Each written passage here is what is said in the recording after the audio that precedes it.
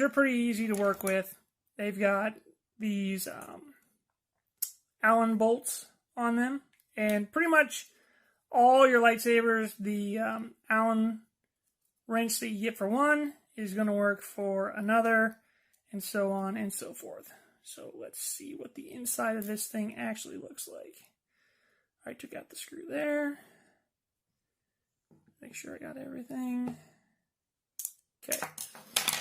Once the screws are taken off, you can remove the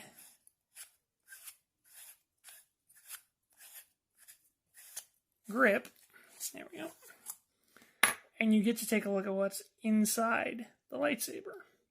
So this is a lightsaber that is compatible with the Xeno 3 app. You're able to go in, you're able to change the sound fonts, you're able to go in and change the colors. So let's take a look at some of that. Wow, that's loud. Let's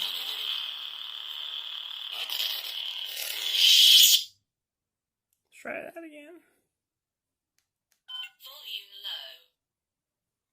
Okay, so this is on volume low, folks, but it's going to be pretty loud. So let's take a look at some of the features. All right. So as you can see here, you've got an external charging port right there. This is the power button.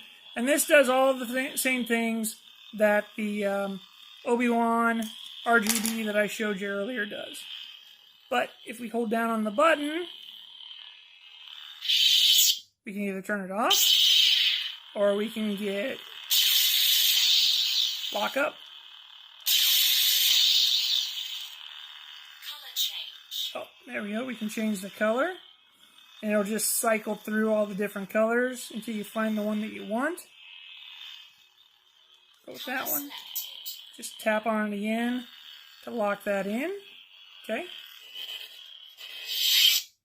And the thing that makes this all work is this right here. This is the soundboard. Okay.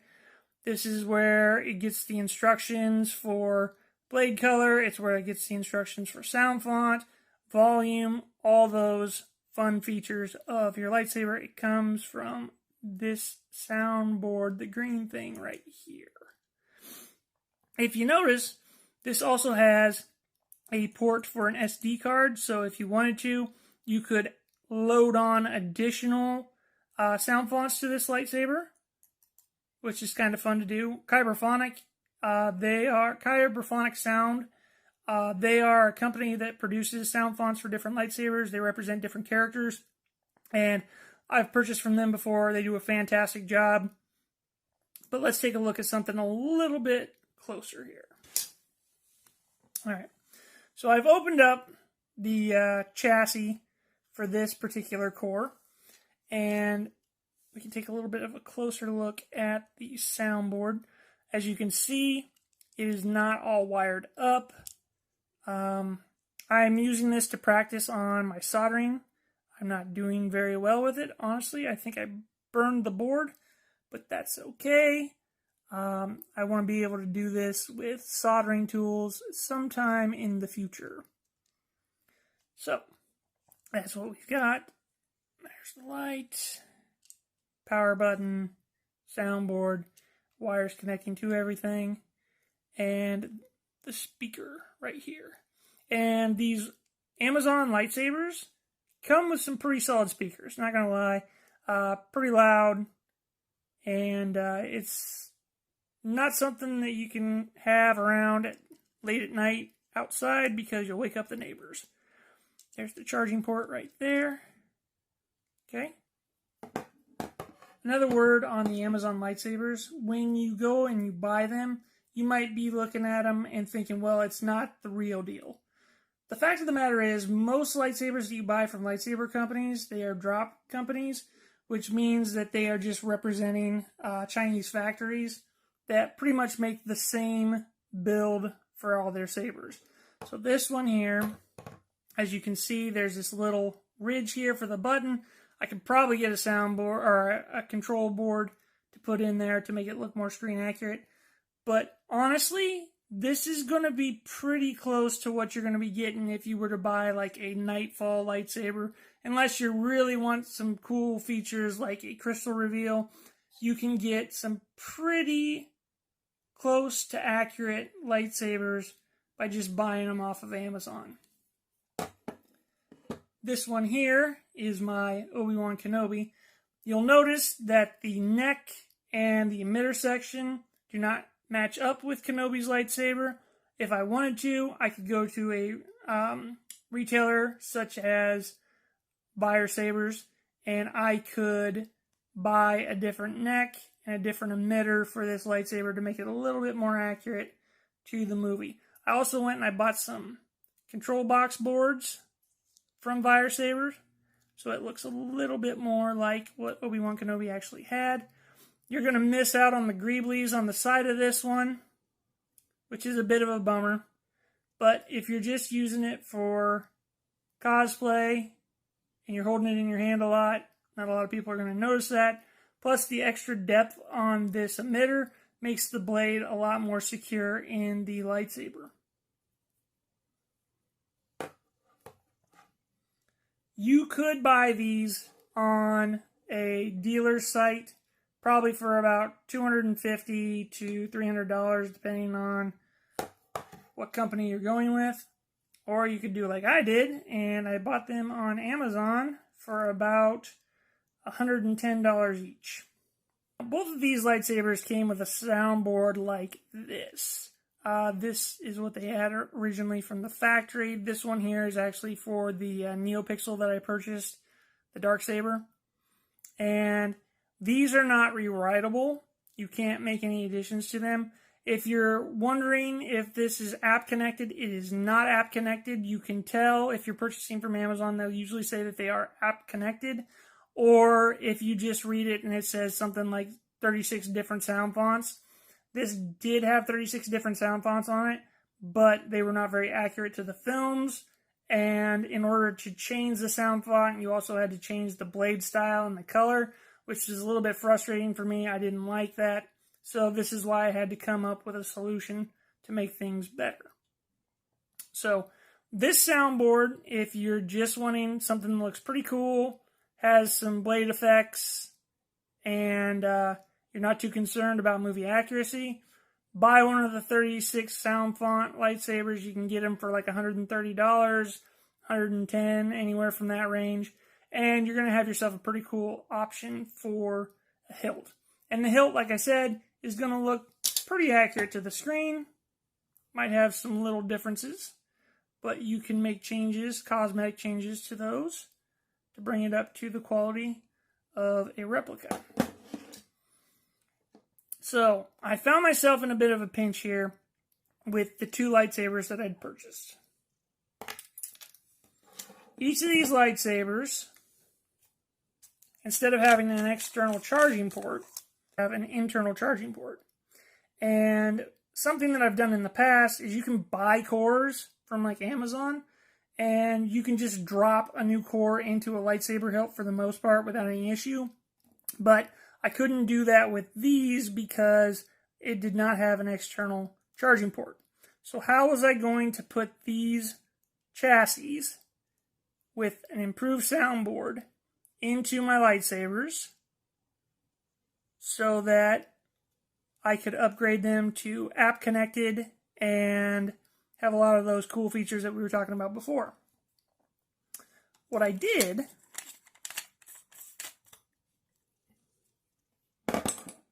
is I took a cheaper lightsaber that I had purchased earlier that had been app connected, and I took its chassis apart for the soundboard, and I went in and I unclipped the speaker at the bottom like this, and then I went in with some snips and I cut the cords, the wiring, so that it would not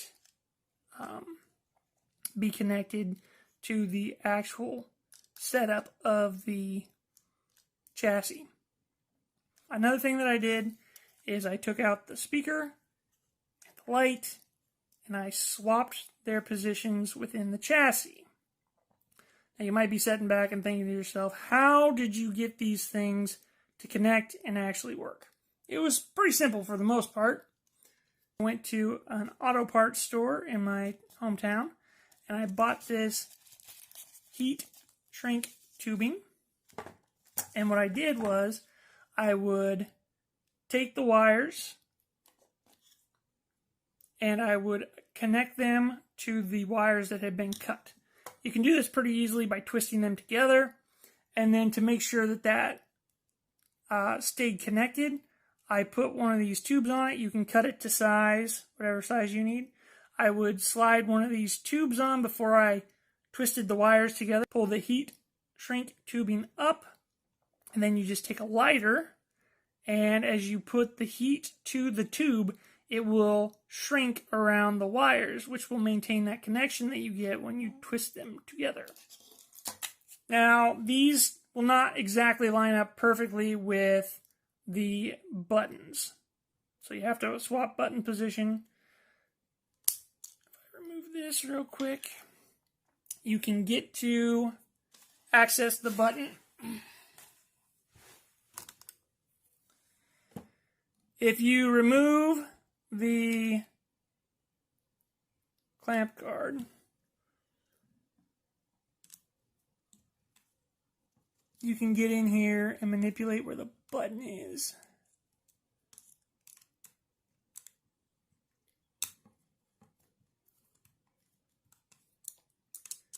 Which is another big issue when swapping out the core with one of these replica, from a cheap core to one of these replica lightsabers. So the button would not match up on a regular core. If I just dropped it in, the button would be too high up on the hilt. There would be no external port for me to push the button. So by swapping it, I was able to get to a position where the button would be right where the button was on the hilt already.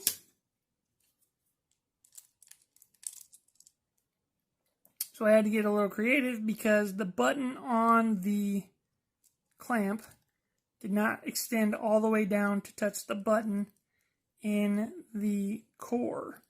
So what I did is, you can look in there, what I did is I went ahead and I took a piece of Lego from my kids, and I took some sticky tack, put the sticky tack on the back part of this Lego so that the female part of the Lego was exposed. Then I was able to slide the button on there, and it gave me just enough extra length that the button would work for me. There we go. So I took these two lightsabers that I think are pretty accurate to screen.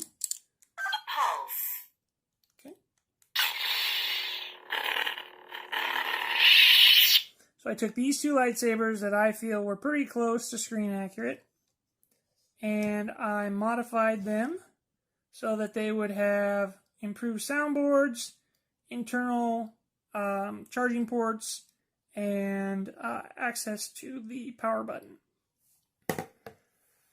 You can buy specialist cores for these things that have the charging port at the bottom, that have the ignition button in a different place. Those are going to cost you something like $90, and I had to order one off of AliExpress, and when it got here, it didn't even fit the hilt. So instead, you can go to Amazon and you can buy one for like $62, I think they are right now, and you can upgrade your lightsaber. So you go from having a lightsaber that is probably valued right and accurate at about $110, $105 to a lightsaber that has the better soundboard, app connection, better features, and it's going to bump you up to about $170. Don't know if that's going to work for everybody, but that's what I did. Please let me know if you have any questions in the comments below, and have a great day.